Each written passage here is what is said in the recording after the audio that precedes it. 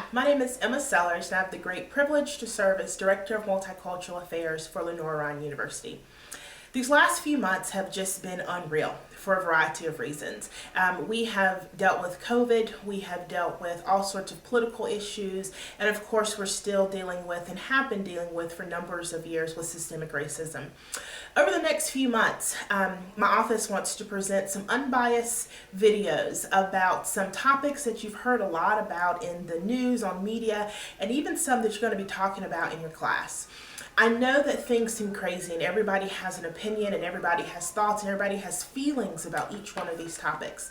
And that's why it's so important to always go to the source. That's why it's so important to get the facts so that you can then make your best decision and best judgment on every topic based on your experiences, based on your thoughts, based on your intersection of all that you've learned and all that you've experienced about this.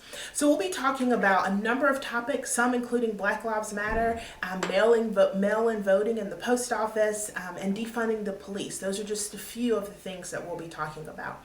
Today we'll start with something that has been in the media and in the news for a number of years, and that's Black Lives Matter. According to the official Black Lives Matter website, the movement was co-founded in 2013 by Patrisse Cullors, Alicia Garza, and Opal Tometi in response to the murder of Trayvon Martin. Just a little bit of background on these three women. Patrisse Cullors is an artist, an organizer, and a freedom fighter. She has her Master's of Fine Arts degree from the University of Southern California. Alicia Garza is an organizer, a writer, public speaker. She has received numerous awards, most of them national and international, for her work. And Opal Tometi. She has a Master's of Arts degree in Communication and Advocacy, and she is a Nigerian American citizen. So in 2013, these three phenomenal women founded Black Lives Matter. This was in a direct response to the killing of a 17-year-old African American teenager, Trayvon Martin. Trayvon Martin was walking home from the store. He had some Skittles and an Arizona tea in his hoodie. And a neighborhood watchman, George Zimmerman, felt threatened and felt that Trayvon did not belong there. As a result, there was a scuffle of some sort, and Trayvon Martin ended up dead. Even after all the evidence was presented, even after all the protests, George Zimmerman was acquitted of all charges for the murder of a 17-year-old black male, Trayvon Martin. With situations like this occurring all over the globe, the movement Black Lives Matter was constructed and established in the United States, the United Kingdom, and Canada. The movement is now a member-led global network of more than 40 chapters. The members organize and build local power to intervene in violence inflicted on Black communities.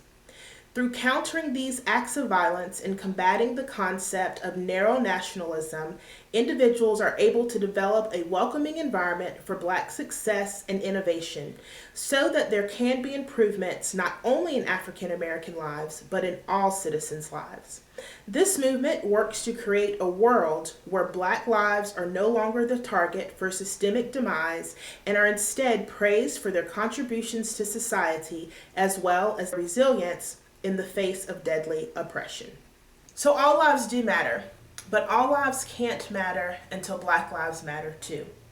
So the Black Lives Matter movement is not saying that Black lives matter more than white lives or any other lives. It's simply saying that Black lives matter too. One way to think about it that has actually made a lot of sense for many people is in our culture and in our society, we have all sorts of rallies or events celebrating or honoring or recognizing one particular sort of thing. A sad example, but unfortunately a very common one, is cancer. We do all sorts of marathons and bike rides and fundraisers for breast cancer or for colon cancer or for bone cancer or for lung cancer or for brain cancer. And while we know that cancer is a horrible, horrible disease at whole, in large, but we do take the time to isolate, to understand that right now we just need to focus on this one.